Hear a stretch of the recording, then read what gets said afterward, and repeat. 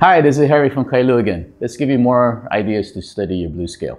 Let's introduce the slide. If you don't have a slide, you can use a baby food jar, you can use a D-size battery, sockets, anything you want, anything that slides. Okay, the cool thing is the whole idea of slide came from Hawaii in the 1890s as Hawaiian music became the rage of the world. It affected every blues musician, country musician that uses a slide. The idea came from hearing the Hawaiians do that on the radio, doing, that kind of thing. Okay, so easiest way to learn how to use a slide. You could put it on any finger if you buy one that, doesn't matter. I tend to just hold it because I can go this way or this way, up to you. So the most important thing I think is learn to control the slide. So I'm just going to use box 1 again, something that you already know. Okay, when you play with a slide, I am the fret. So when I press down, the string is hitting the fret. So when I play with a slide, I'm not pushing it down to the fret. I'm holding it down enough that it doesn't rattle. Like if I loosen up, it'll rattle. So you want to put enough pressure that it's ringing, but it's not hitting the fret. I am the fret. So the coolest thing about it is, instead of sliding with a finger, because when you slide with a finger, you hear every fret. Whereas when you play the slide, you get everything in between. And you get this drowsy sound. Okay?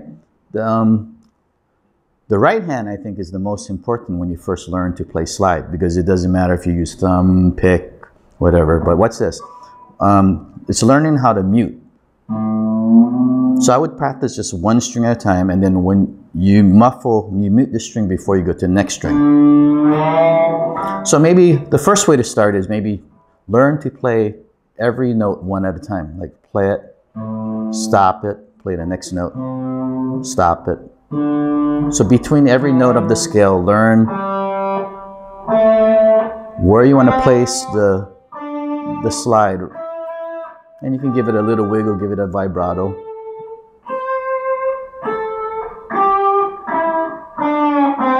So after you get the control of it, then learn to slide from one note to the next. Then stop it.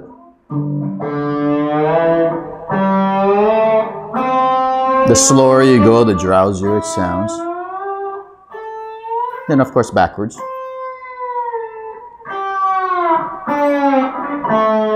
You can go up and down, or down and up. You can go within all the boxes.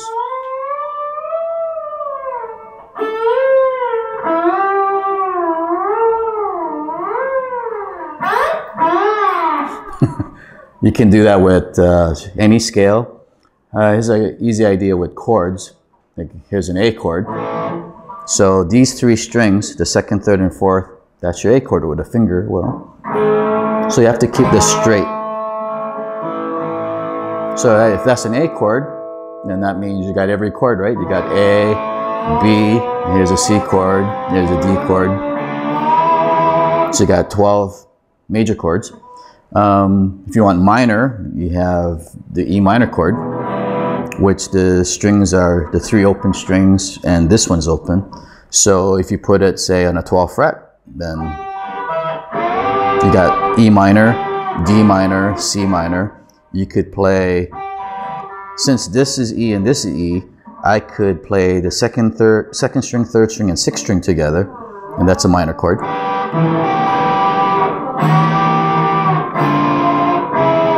You got 12 minor chords. So you can use just the high one or the 2nd, 3rd. So here's A minor, B minor. So this, just to give you fun.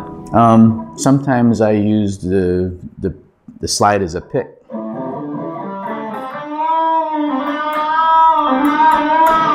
Bounce it. You can just hold it. So sometimes you can.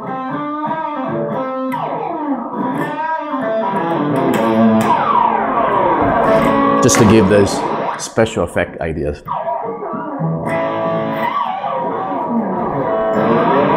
Or make it sound Hawaiian. when you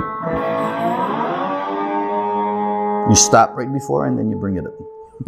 Aloha, come back, I'll give you more ideas.